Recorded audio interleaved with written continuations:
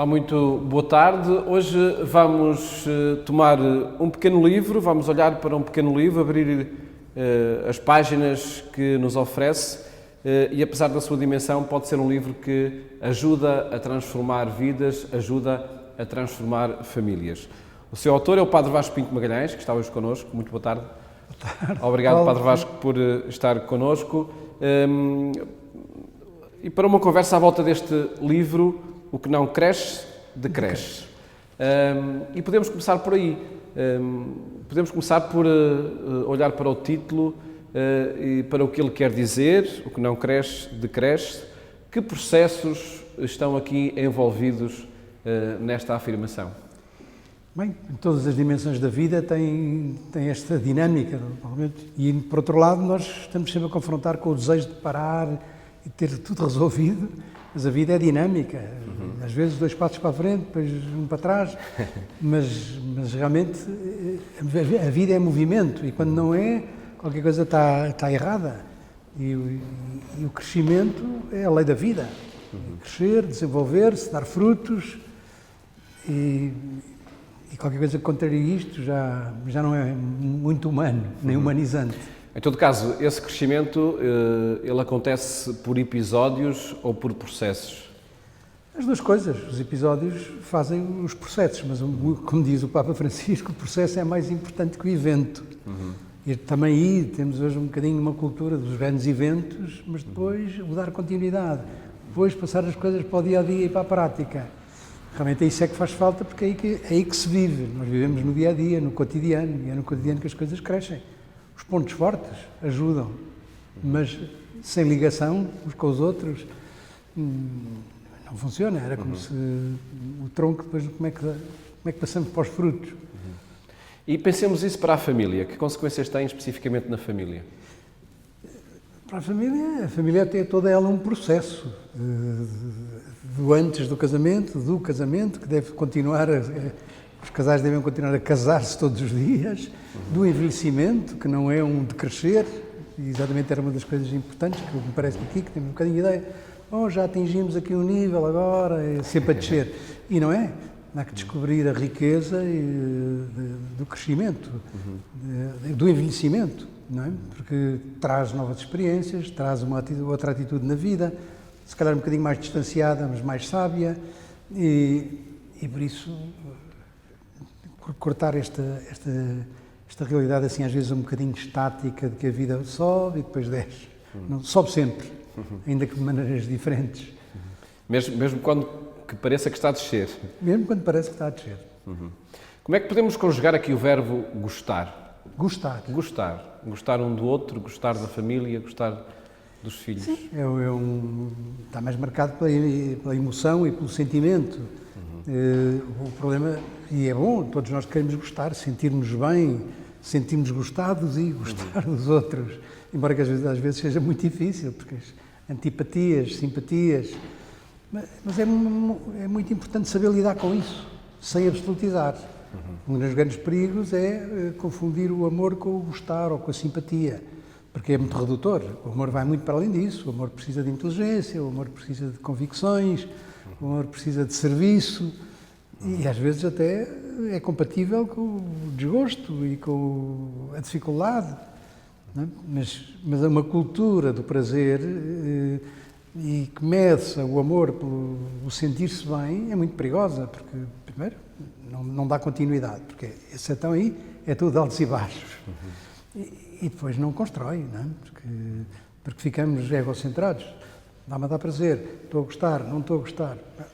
Isso é muito relativo, não é? Eu, às vezes, posso estar a fazer as coisas mais importantes da vida com dificuldade, sem grande gosto, mas com uma grande convicção de que é importante, de que é bom.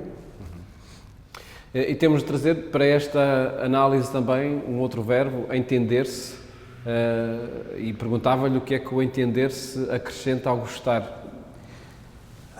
Acrescenta a compreensão profunda de nós próprios e do outro, porque senão não há diálogo. Não é? E desde logo de nós próprios. Sim, temos de fazer as 2 coisas, porque à medida que eu entendo o outro, também me vou entendendo a mim. Não é? E o entendimento é que faz realmente a ligação profunda, não é? Compreender a pessoa, nas suas fortalezas, nas suas fraquezas, na sua maneira de estar, na sua linguagem. O gostar é fundamentalmente um bocadinho egocêntrico. O entendimento põe o sujeito no outro. Eu tenho que o compreender, tenho que aceitar a sua maneira de ser. Isto é o entender-se. Estas duas coisas são quase dois lados da moeda. E, portanto, variam, não é? Porque, claro, evidentemente, também o amor não é só entender o outro. E há pessoas que se entendem lindamente, mas não se amam suficientemente.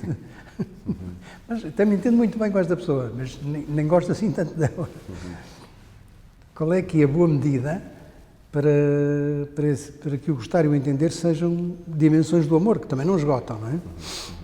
E, de facto, são dimensões que habitam o ambiente familiar. E há aqui um dado novo ou mais um dado neste processo, que é quando tudo isto acontece em torno do sacramento do matrimónio, proposto pela Igreja Católica. Há uma dimensão muito específica quando as famílias vivem a partir desse fundamento?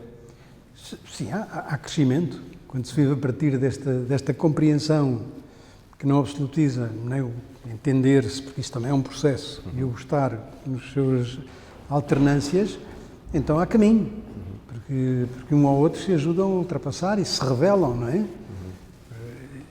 Realmente, embora o amor não se esgota aqui, porque o amor também supõe a vontade, e para um crente supõe a graça.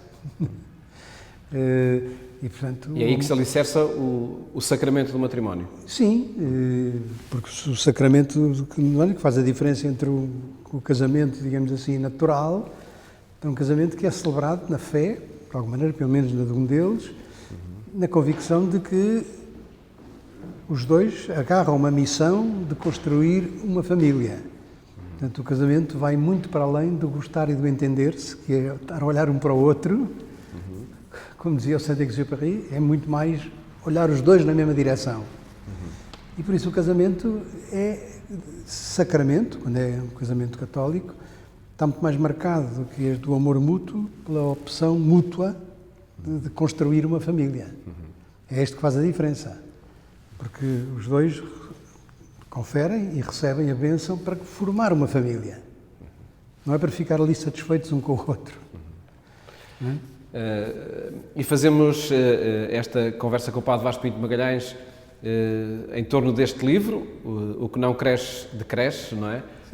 Onde aqui proponho um conjunto de reflexões, de propostas para a vida em família, que tem na sua origem uma experiência muito concreta de comunicação com casais ou com noivos que se preparavam para o casamento.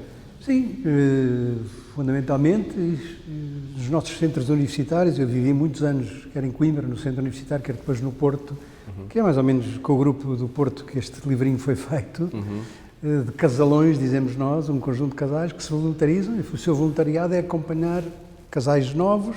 Tínhamos sempre grupos de namorados, acompanhados por casais que se voluntarizam a isso, de várias idades, e depois nos ditos cursos de noivos, que eram fins de semana, então aí escolhia do grupo voluntário disso, chamávamos casalões e casalinhos. Isso chamam-se. E então dividia, então tu vais dar testemunho com os grupos deste tema, deste tema.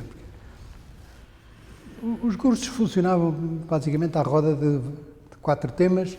Um deles é este, o gostar e o entender-se, a construção do amor, a construção do diálogo, a construção do entendimento e da capacidade de conversar, não é? Depois do gostar e o entender-se, a parte exatamente do casamento, de formar uma família, não é? Depois a paternidade e a maternidade responsável. Depois o entendimento, enfim, a partilha a todos os níveis, não é? Porque é construir uma vida comum, construir uma comunidade, uma pequenina igreja.